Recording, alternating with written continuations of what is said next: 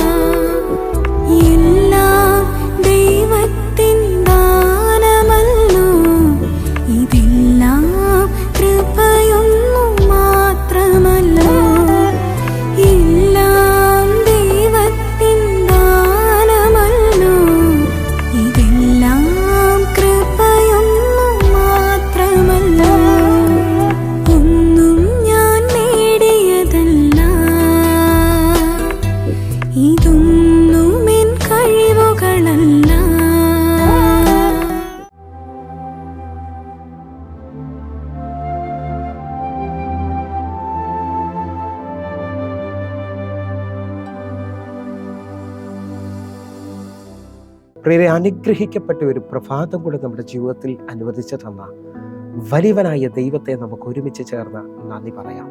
എത്ര പേർ പറയും, ഞാൻ നിന്നതല്ല, എൻ്റെ ദൈവം എന്നെ നിർത്തിയതാണ്. ഒന്നുകൂടെ പറഞ്ഞു കഴിഞ്ഞാൽ 2024 ഓഗസ്റ്റ് മാസം 19 വരെയും എന്നെയും എൻ്റെ കുടുംബത്തെയും കണ്ണിലെ കൃഷ്ണമണി പോലെ സൂക്ഷിക്കുകയും വിടുവിക്കുകയും ചെയ്ത വലിയവനായ ദൈവത്തിന് നന്ദി പറഞ്ഞുകൊണ്ട് ഈ പ്രഭാത ചിന്തയിലേക്ക് നമുക്ക് ഒരുമിച്ച് അടുത്തു വരാം. ദൈവത്തോട് പറ്റി നിന്നവന് വെളിപ്പെടുന്ന നന്മകൾ. പ്രിയരെ, പ്രാരംഭവാക്യത്തിലേക്ക് യോശുവയുടെ പുസ്തകം 14 അധ്യായം അതിൻ്റെ 9 വാക്യം. നീ എൻ്റെ ദൈവമായ യഹോവയോട് പൂർണ്ണമായി പറ്റി നിന്നതുകൊണ്ട് നീ കാൽവച്ച ദേശം നിനക്കും നിന്റെ മക്കൾക്കും എന്നേക്കും അവകാശമാക്കും എന്ന് മോശ അന്ന് സത്യം ചെയ്തു പറഞ്ഞു. പ്രിയരെ, പ്രഭാതത്തിൽ ദൈവം നമ്മോട് ഇടപെട്ട അനുഗ്രഹിക്കപ്പെട്ട വചനത്തിനായി നമുക്ക് ഒരുമിച്ച് ദൈവത്തിന് നന്ദി പറയാം.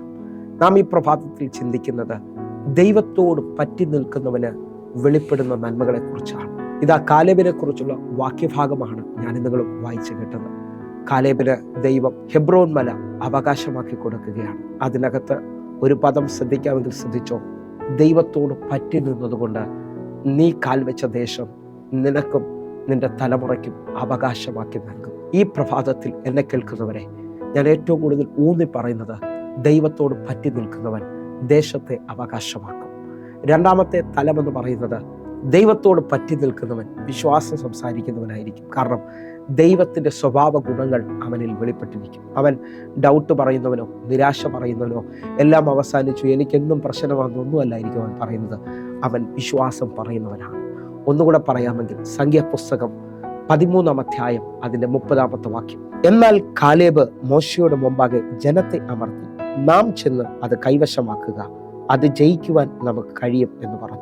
വായിച്ചു കേട്ട വാക്യത്തിനകത്ത് എത്ര പേർ വിശ്വസിക്കുന്നു? ഇതാ മോശ 12 ഗോത്രത്തിൽ നിന്ന് ദൈവം വാഗ്ദത്തം പറഞ്ഞ കാനാൻ ദേശം ഉറ്റുനോക്കുവാൻ അയക്കുകയാണ്. വന്ന ഭൂരിഭാഗം ആൾക്കാരും അല്ലെങ്കിൽ 10 പേർ ഒരുമിച്ച് പറഞ്ഞു, നമുക്ക് ആ ദേശം കൈവശമാക്കാൻ കഴിയത്തില്ല, നാം അവരുടെ മുമ്പിൽ വെട്ടുക്കിളികളെ പോലെയാണ്, അവിടെ അനാക്യമല്ലന്മാരുണ്ട്. എന്നാൽ കാലേബ് തന്റെ വിശ്വാസത്തെ ഉറപ്പിക്കുകയാണ്. മോശയുടെ മുമ്പാകെ കാലേബ് നിന്നുകൊണ്ട് ജനത്തെ അമർത്തിക്കൊണ്ട്, നാം ചെന്ന് ആ ദേശത്തെ അവകാശമാക്കുക, അത് ജയിക്കുവാൻ നമുക്ക് കഴിയുമെന്ന് പറഞ്ഞു.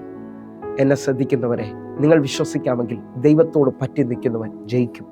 എല്ലാ വിഷയത്തിനകത്തും അവന് വിടുതലുണ്ടാകും, അവന് ജയമുണ്ട് നിശ്ചയം. ഹല്ലേലൂയ. അതേ ഭാഗം തന്നെ, അതേപോലെ തന്നെ ഇതാ കാലേബിന്റെ കൂടെ വന്ന ഇതാ യോശുവ പറയുന്നത് നമുക്ക് ശ്രദ്ധിക്കാം. അതിന്റെ സംഖ്യാപുസ്തകം 14 അധ്യായം അതിന്റെ 8 വാക്യം.